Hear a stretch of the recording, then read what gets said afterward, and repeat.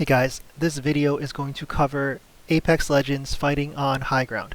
High ground is exactly what you want to take in Apex Legends for the following reasons. Number one, you have time to escape or back up as the high ground player faster than the low ground player.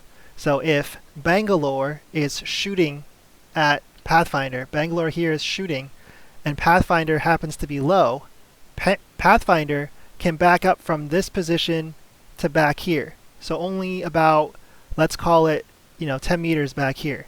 Now Bangalore can no longer shoot at him, right? Bangalore can no longer reach Pathfinder because this cliff is blocking. So Bangalore has to back up way more.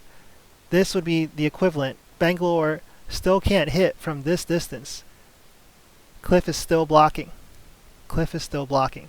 Now here, we assume that the Pathfinder will be crouching.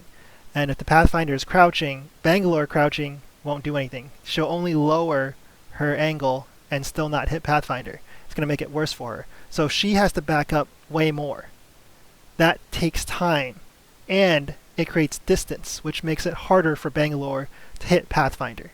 So that's reason number one. Reason number two for why you want to be the high ground player. Angle. The high ground player will always have the advantage with angles based on the height of his head relative to the height of Bangalore's head. So if Bangalore is here, Pathfinder always wants to position himself in such a way where he's viewing right at the front of her feet. So in this case, the ideal position for Pathfinder is to have his head right here. So his face right here, just looking directly at your opponent's feet. And obviously, if his head is there, he can see all of Pathfinder can see all of Bangalore and more. Meanwhile, Bangalore cannot see all of Pathfinder. You'll see from Bangalore's point of view, the cliff is blocking everything lower. She can only see the top half of Pathfinder, right? So this is advantageous because you can see more of your opponent. You can have more of your opponent to hit than your opponent has of you. And this doesn't change if your opponent backs up. If, let's say, Bangalore decides to back up and she comes over here, that's no big deal. Pathfinder can still just look directly at her feet, right? So Pathfinder is going to back up a little bit more and take away the sight of Bangalore. Still wants to just be right at where the feet is. So right here, actually. And once again, Bangalore cannot see all of Pathfinder. Still top half. So if the Bangalore backs up, then the Pathfinder is going to back up. If the Bangalore comes forward a little bit here, then Pathfinder will come forward a little bit here. And once again, Path can see all of Bangalore, but Bangalore can only see the top half of Path. So number one, escape, and you can back up faster. Number two is angles. So with these two things in mind, you should always try to get high ground as a player, even as a beginner, because if you can't hit shots and they can't hit shots at a consistent rate, you might as well play all of the advantages that you have available. Which characters are best for getting high ground? The characters right now, I would say number one, by far, Horizon.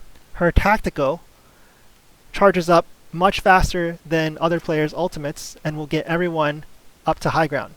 Right? Number two, Pathfinder needs his ultimate, the zip line, to get his teammate up. His grapple can get himself up, but his team cannot go up, whereas Horizon can get the whole team up. And then Octane, his ultimate can get the whole team up, but not as high as Pathfinder or Horizon. And it's more limited because you can destroy the launch pad. So that's a good or bad thing depending on the situation. When do you want to keep high ground? Well, number one, you obviously need to leave if the ring comes in, but if the ring doesn't come in, you still need to be aware of what's going on behind you. You don't want to get third-partied. If you're focused on fighting right in front of you and a third party comes in, that's no good for you. So you don't want to be fighting forever, unless you're the last two teams or last few teams and you know no one is behind you because the ring is behind you or you have a structure behind you and the ring is cutting everything else off. So there you have it. Those are the tips for high ground, and that's something you definitely want to keep in mind as a beginner to intermediate player whenever you are taking fights in Apex. Please give this video a like, help the engagement of this video. We can grow the channel a little bit faster, and I appreciate your support.